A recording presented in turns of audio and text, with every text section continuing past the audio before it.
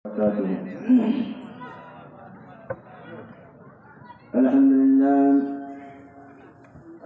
لله نحمده ونستعينه ونستغفره ونعوذ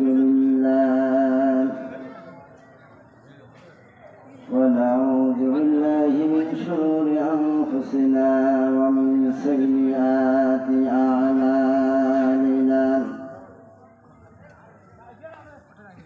من يهد الله فلا مضل له ومن يضلله فلا هادي له، ونشهد أن لا إله إلا الله وحده لا شريك له، وأشهد أن سيدنا وحبيبنا ومولانا محمدا عبده ورسوله الذي أرسله بالحق بشيرا ونذيرا وداعيا إلى الله بإذنه وسراجا منيرا. فقد قال الله تعالى في كلامه المجيد وفرقانه الحميد: أعوذ بالله من الشيطان الرجيم. بسم الله الرحمن الرحيم. ولا يحسبن الذين كفروا أنما نملي لهم خير لأنفسهم، إنما نملي لهم ليزدادوا إثما ولهم عذاب مهين. حتى سمع أنس بن مالك رضي الله تعالى عنه عن النبي صلى الله عليه وسلم قال: جاهد المشركين بأموالكم وعن أيديكم وألسنتكم. رواه البخاري، أو كما عليه الصلاة والسلام. আর কত শহীদ খোদা, আর কত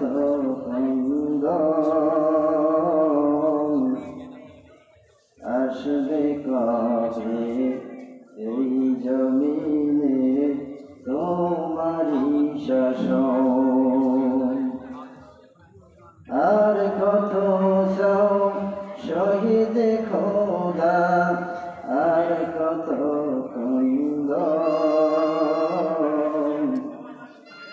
আসবে কবে বাংলাদেশে তোমারি শাসন। وقال تعالى في شأن رسول الله صلى الله عليه وسلم: إن الله وملائكته يصلون على النبي يا أيها الذين آمنوا صلوا عليه وسلموا تسليما. شر محمد شر اللهم صل على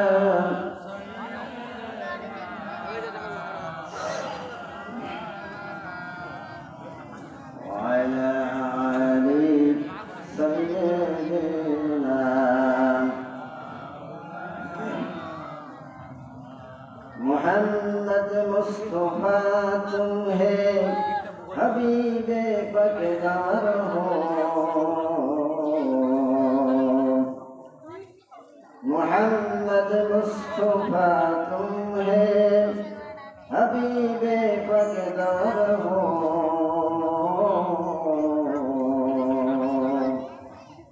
शफीए अशिए मुश्किल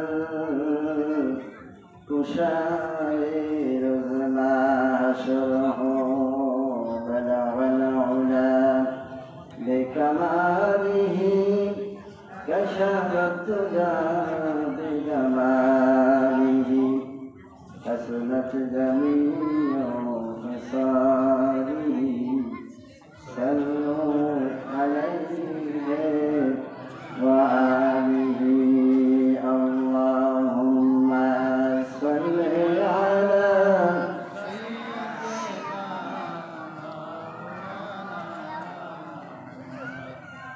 वअला आलि सय्यिदिना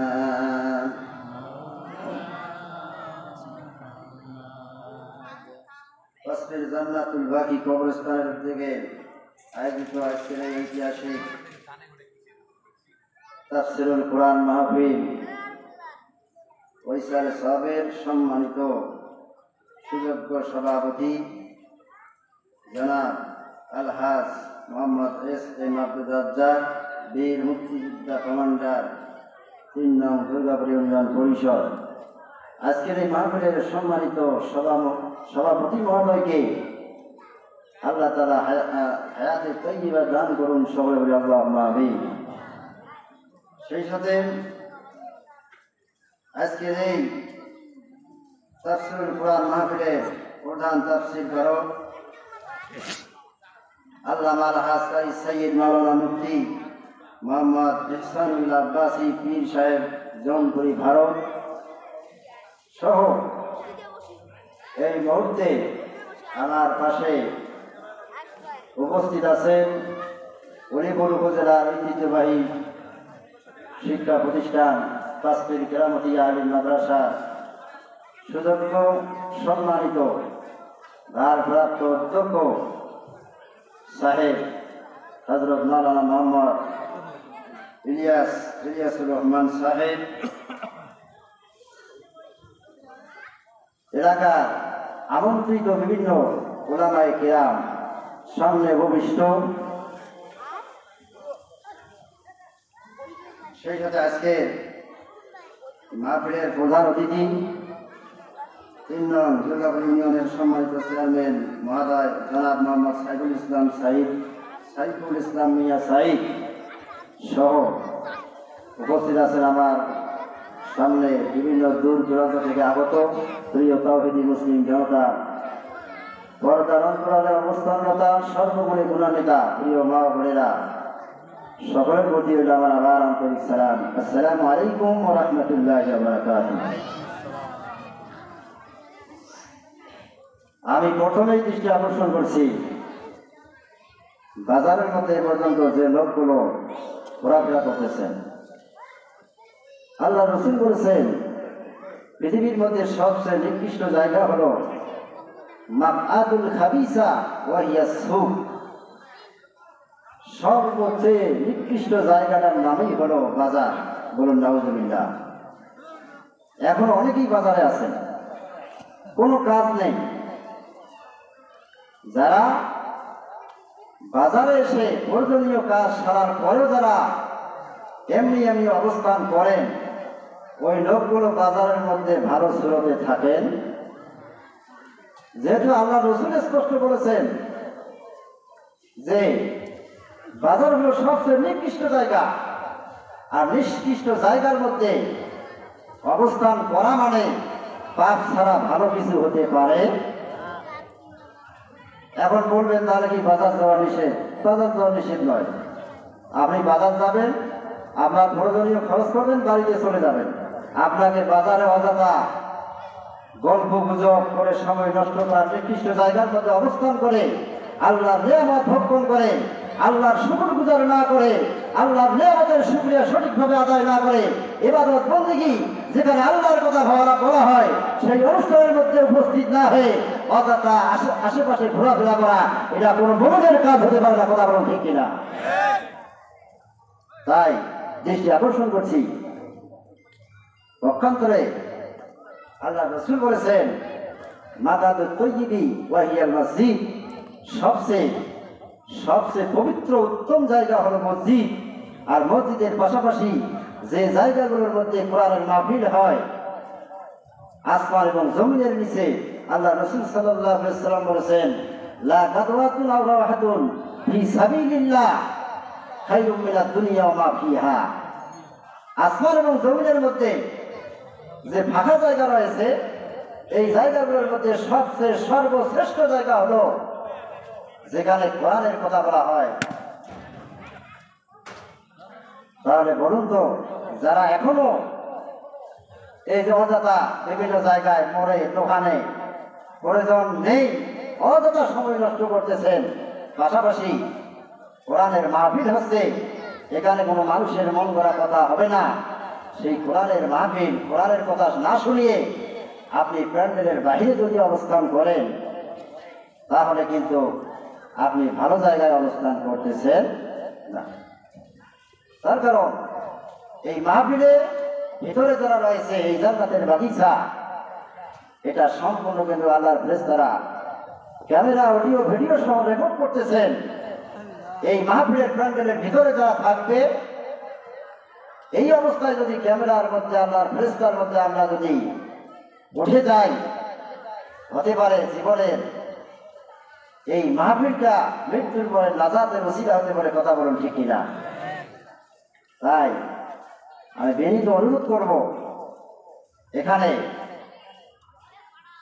আপনাদেরকে ভালো কাজ, কোরআন হাদিসের কথা শোনার জন্য আহ্বান জানাচ্ছি। আপনারা দ্রুত মাহফিলের প্যান্ডেলে চলে আসুন। আমি তবে আজকে আলোচনা করব এই মানুষের চারিত্রিক বৈশিষ্ট্য কি ধরনের, আমি এই বিষয়ে আজকে আলোচনা করতে চাই। আল্লাহ তৌফিক দান করেন, সকলে আল্লাহুম্মা আমিন। আমি যে আয়াতে কারিমা পাঠ করেছি সূরা আলে ইমরান 178 নম্বর আয়াত। এই আয়াতটি বিশ্বনবীর মাদানী জীবনীতে নাযিল হয়েছে। সূরা আলে ইমরানের আয়াত নম্বর হলো মোট 200টি। তার মধ্যে আমার তেলাওয়াতকৃত আয়াতের নম্বর হলো 178। এই আয়াতের মধ্যে আল্লাহ রাব্বুল আলামিন যে নাযিল করেছেন বিশ্বনবীর উপর, উহুদের যুদ্ধ যখন হয়েছিল, উহুদের যুদ্ধ হওয়ার পরে যখন কাফের মুশরিকরা যখন পরাজয় বরণ করলেন, তারা উহুদের ময়দান থেকে তারা যাচ্ছিলেন। কিছু দূর যাওয়ার পরে তারা হঠাৎ থমকে গেলেন যে এটা কি হলো?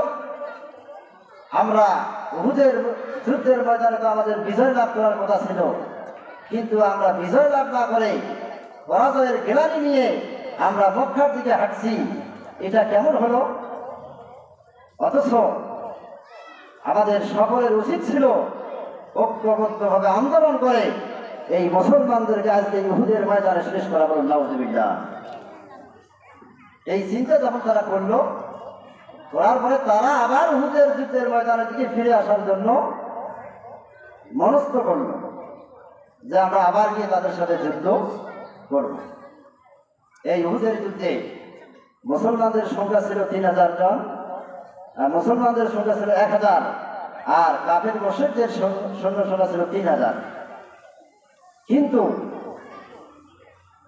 যদিও 1000 জন ছিল, পরিচিতভাবে যুদ্ধের ময়দানে উপস্থিত হয়েছিল মাত্র 700 জন। আর 300 জন সৈন্যকে মুনাফিক সর্দার আব্দুল্লাহ ইবনে উবাই তাদেরকে মৃত্যুর ভয় থেকে, নানান অজুহাত থেকে তাদেরকে যুদ্ধের ময়দান থেকে তাদেরকে ফিরিয়ে নিয়ে গিয়েছিলেন, যার কারণে সেখানে যুদ্ধ করেছিলেন মাত্র 700 জন মুসলমানদের সৈন্য সংখ্যা। তারপরেও প্রাথমিকভাবে তারা বিজয় লাভ করেন। করার পরে যখন সেই কাফের মুশরিকরা যখন যুদ্ধের ময়দান থেকে পালাতে শুরু করলো, তখন মুসলমানদের কিছু সৈন্য সতর্ক না থেকে তারা গনিমতের মাল সংগ্রহ নিয়ে ব্যস্ত হয়েছিল। গনিমতের মাল হলো যে যুদ্ধের ময়দানে যুদ্ধ করতে গিয়ে কাফের মুশরিকরা যখন পরাজয় বরণ করে তাদের মাল সামানা ধন সম্পদ ওখানে রেখে যায়, এই সম্পদগুলোকেই বলা হয় গনিমতের সম্পদ। এই গনিমতের মাল তারা সংগ্রহ করার জন্য যখন ব্যস্ত হয়ে গেল, আবার কাফেররা গিরিপথ দিয়ে আক্রমণ করে আবার মুসলমানদেরকে একটু হেনস্থা করেছিলেন।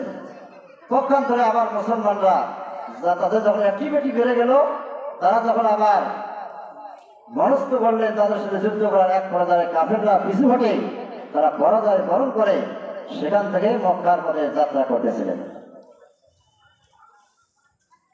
ঠিক সেই সময় যখন কাফেররা চিন্তা করলো আজকে তো আমাদের বিজয় হওয়ার কথা ছিল, আমরা পরাজয়ের গ্লানি নিয়ে মক্কার পথে রওনা হয়েছি, আসুন আমরা আবার ফিরে গিয়ে তাদের সাথে যুদ্ধ করি। এই চিন্তা ভাবনা যখন করলো, আল্লাহ রাব্বুল আলামিন তাদের অন্তরের মধ্যে এমন ভয় সৃষ্টি করে দিলেন, যার কারণে তারা আর ফিরে ওই যুদ্ধের ময়দানে আসার জন্য তাদের মন চেঞ্জ হয়ে গেল। এমন ভীতির সঞ্চার করে দিলেন। তারা এরপরে যাচ্ছে আর মদিনার পথে যে সমস্ত লোকগুলো আসতেছে তাদেরকে তারা বলে গেল, তোমরা গিয়ে ওই মদিনার মধ্যে মুসলমানদেরকে খবর দিবে যে ওই মক্কার কাফের মুশরিকরা তোমাদের সাথে যুদ্ধ করার জন্য আবার আসতেছে। ওদিকে যাচ্ছে আর এদিকে একটা মিথ্যে কথা বললো যে ওদেরকে যা শোনাবে যে তারা আবারও যুদ্ধের জন্য আসতেছে, যারা এইটা শোনার পরে যেন মুসলমানরা আবার একটু আতঙ্কিত হয়ে যায়। ঠিক সেই মুহূর্তে আল্লাহ রাব্বুল আলামিন বিশ্ব নবীকে ওহীর মাধ্যমে জানিয়ে দিলেন, ওয়ালা ইয়াহসাবান্নাল্লাযীনা কাফারু আন্নামা নুমলি লাহুম খায়রুন লিআনফুসিহিম ইন্নামা নুমলি লাহুম লিয়াজদাদু ইসমা। আল্লাহু আকবার। আল্লাহ রাব্বুল আলামিন বিশ্ব নবীকে জানিয়ে দিলেন, ও নবীজি, এই মক্কার কাফের মুশরিকরা তোমার সাথে যে আচরণ করতেছে, তারা যে তোমার সাথে যুদ্ধ করতে চায়, তাদের ক্ষমতার বড়াই করতেছে, অহংকার করতেছে, এই ধরনের তাদের কর্মকাণ্ড থেকে তুমি বিচলিত হয়ে যাও না। তো আমি ওই মক্কার কাফের মুশরিকদেরকে তাদের এই ধরনের অহংকার করার আমি আল্লাহ তাআলা সুযোগ দিয়েছি। আল্লাহ বললেন যে নবী, তারা এই রকম কর্মকাণ্ড করুক না কেন, আপনি এগুলো নিয়ে কোনো বিচলিত হবে না। তার কারণ তাদেরকে আমি যে অবকাশ দিয়েছি, এই অবকাশটা তারা যেন মনে করে না যে এটা তাদের জন্য কল্যাণ বয়ে আনবে। খায়রুল লিআনফুসিহিম, তারা যে মুসলমানদের সাথে এইরকম খারাপ আচরণ করতেছে, অযথা যুদ্ধ করতে চায়, মুসলমানদেরকে শেষ করে দিতে চায়, ইসলামকে পৃথিবীর বুক থেকে বিচ্ছিন্ন করে দিতে চায়, এই ধরনের আচরণ কর্মকাণ্ড এগুলো তারা করতেই থাকুক। এই কর্মকাণ্ডগুলো যেন তারা মনে না করে যে এগুলো তাদের জন্য কল্যাণ বয়ে আনবে। আল্লাহ রাব্বুল আলামিন পক্ষান্তরে বললেন, তারা করতেই থাক, ইন্নামা নুমলি লাহুম লিয়াজদাদু ইসমান। আমি আল্লাহ রাব্বুল আলামিন তাদেরকে এই অবকাশ দিয়েছি যে তারা এই অবকাশের কারণে তাদের পাপের বোঝা যেন তারা ভারী করে ফেলে। এইভাবে তখন যারা সমানে যখন খারাপ কাজ করবে, তোমার বিরোধিতা করবে, আমি আল্লাহর বিরোধিতা করবে, তোমার বিরোধিতা করবে, কোরআনের বিরোধিতা করবে, এইভাবে বিরোধিতা করতে করতে এক পর্যায়ে তাদের পাপের পাল্লা যখন ভারী হয়ে যাবে, মৃত্যুর পরে তাদেরকে জাহান্নামে আমি প্রবেশ করবো। নাউযুবিল্লাহ। আল্লাহ তাআলা পরবর্তী আয়াতে বলেছেন, ওয়ালাহুম আযাবুম মুহিন। ওই সমস্ত কাফের মুশরিকদের মৃত্যুর পরে তাদের জন্য রয়েছে জ্বালানছড়াদায়ক শাস্তি। আচ্ছা বলুন তো দেখি, হযরত আদম আলাইহিস সালাম থেকে শুরু করে কিয়ামত পর্যন্ত এইভাবে ইসলামের শত্রুরা ইসলামের বিরোধিতা করবে, এটা চিরন্তন মহাসত্য। যেহেতু নবী রাসূলদের সাথে করেছিলেন, ঠিক তেমনি ভাবে কিয়ামত পর্যন্ত কিন্তু এই বিরোধিতা চলবে, এতে কোনো সন্দেহ নেই। কিন্তু আল্লাহর সিদ্ধান্ত হলো, যতই বিরোধিতা করুক না কেন, আল্লাহ দ্বীন ইসলাম নামক এই ইসলাম ধর্মকে পৃথিবীর মধ্যে সবচেয়ে সম্মানের আসলে সমাসীন করলেন। কথা বলুন ঠিক কিনা? আল্লাহ তাআলা বলেছেন, ওয়াল্লাযী আরসালা রাসূলাহু বিল হুদা ওয়া দীনিল হাক্কি লিইয়ুযহিরাহু আলাদ দীনি কুল্লিহি ওয়ালাউ কারিহাল মুশরিকুন। বলুন আল্লাহু আকবার। আল্লাহ তাআলা এখানে বলেছেন, তিনি সেই সত্তা যিনি বিশ্ব নবীকে সত্য দিন সহ পৃথিবীর বুকে প্রেরণ করেছেন, এই কারণে যেন তিনি সমস্ত পৃথিবীর মধ্যে ইসলাম নামক ধর্মকে সমস্ত ধর্মের উপরে সমাসীন করাতে পারেন। বলেন সুবহানাল্লাহ। বিরোধিতা ইসলামের চলবে। বলুন তো দেখি, ইসলামের বিরোধিতা যতই করে, ততই হিন্দু ধর্ম থেকে হিন্দুরা ওখান থেকে এসে ইসলামের ছায়া করে প্রবেশ করে। কথা বলুন ঠিক কিনা? আমার বন্ধুগণ, এইভাবে ইসলামের শত্রুরা এইভাবে বিরোধিতা করবে, কোরআনের বিরোধিতা করবে, রাসূলের বিরোধিতা করবে, আল্লাহ ওয়ালাদের সাথে বিরোধিতা করবে। কিন্তু এই বিরোধিতা করে কোনো লাভ হবে না। একদিন না একদিন এই লোকগুলো আল্লাহ ওয়ালাদের কাছে ইতিমের মতো চলবে। কথা বলুন ঠিক কিনা? ইসলামের কাছে, কোরআনের কাছে তারা ইতিমের মতো থাকবে। তারা কোনদিন নিজের এই কর্মকাণ্ডগুলো রাষ্ট্রের মধ্যে প্রতিষ্ঠা সহজে করতে পারবে না। আমার বন্ধুগণ, এই জন্য আল্লাহ রাব্বুল আলামিন বলেছেন, ফালা তা'জাল আলাইহিম আন্নামা নামুদ্দু লাহুম আদ্দা। আল্লাহ রাব্বুল আলামিন বিশ্বনবীকে জানিয়ে দিলেন, নবী, এই সমস্ত কাফেরদের উপর আমার গজব আসবে, মুশরিকদের উপর গজব আসবে, কিন্তু কখন আসবে এটা একমাত্র আমি আল্লাহ রাব্বুল আলামিন জানি। তাদের গজব এমন সময় আসবে যখন তারা সেই গজব আসার ব্যাপারে খেয়াল রাখবে না। যুগে যুগে নমরুদ, ফেরাউন, বলুন তো দেখি, ফেরাউনের মতো ক্ষমতাধর নেতা কিন্তু আমাদের পৃথিবীর মধ্যে বর্তমান কেউ নেই। আছে? সেই ফেরাউন কি সারেন্ডার হয় নাই? হয়েছে কিনা? আমার বন্ধুগণ, যে ফেরাউন বলেছিল আমার রাজত্ব কায়েম হবে, আনা রাব্বুকুমুল আলা, একদিকে ফেরাউন বলতেছে আমি হলাম প্রভু, আর একদিকে আল্লাহ রাব্বুল আলামিন মুসা আলাইহিস সালামকে মেসেজ দিয়ে পাঠিয়ে দিলেন, ইযহাব ইলা ফিরআউনা ইন্নাহু তাগা। একদিক দিয়ে ফেরাউন বলতেছে আমি হলাম রব, রব বলতে আমি ছাড়া আর দ্বিতীয় কেউ নেই। আর এদিকে আল্লাহ তাআলা মুসা আলাইহিস সালামকে বললেন, যাও ইযহাব ইলা ফিরআউনা, ফিরআউনের কাছে যাও, সে নিজে অহংকারের সর্বোচ্চ সীমায় চলে গেছে, তাকে গিয়ে আমার পক্ষ থেকে দাওয়াত দাও। বলুন সুবহানাল্লাহ। এই ফিরআউন অনেক কাহিনী করেছে, মুসা আলাইহিস সালামের সাথে অনেক শত্রুতা করেছে। শেষ পর্যন্ত যখন এই ফিরআউন যখন নিন্দাদের মধ্যে, যখন সমুদ্রের পায়ের মধ্যে যখন হাবুডুবু খাচ্ছিল, তখন আল্লাহ তাআলা বলেছেন, ইজা আদরাকাল ওয়ারাকু ক্বালা আন্নাহু লা ইলাহা ইল্লাল্লাযী আমানাত বিহি বানু ইসরাঈলা ওয়া আনা মিনাল মুসলিমিন।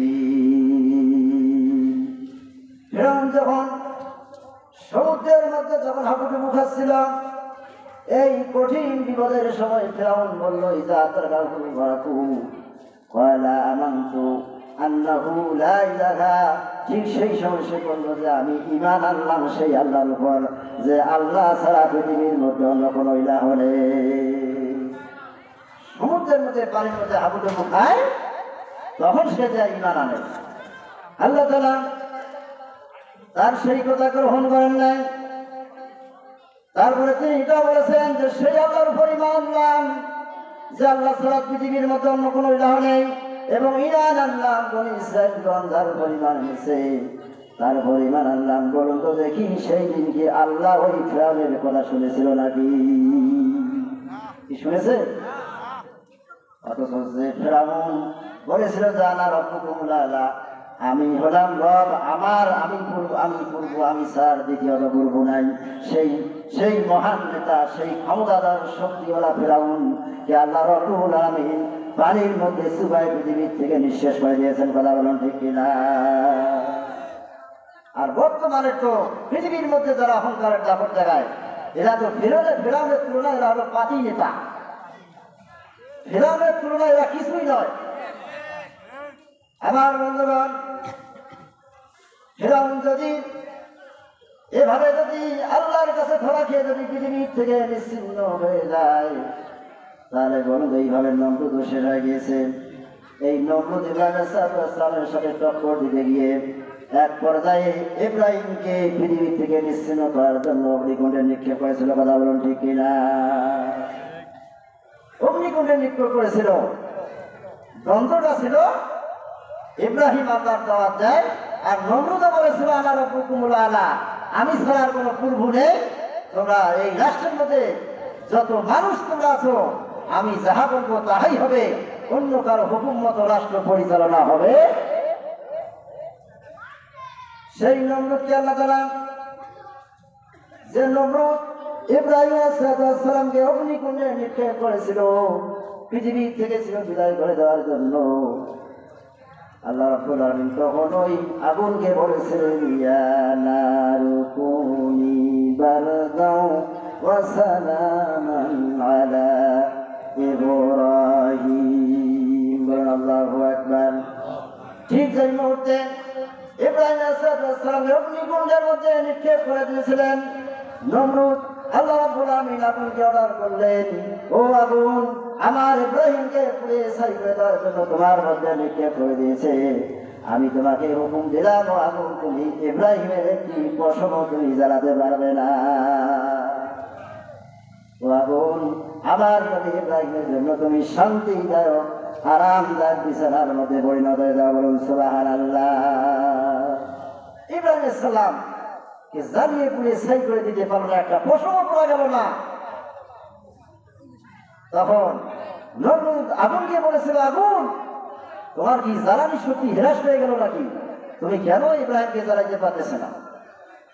আল্লাহ তাআলা সেই মুহূর্তে আগুনেরও জবান থেকে কথা বলার হুকুম দিয়েছিলেন।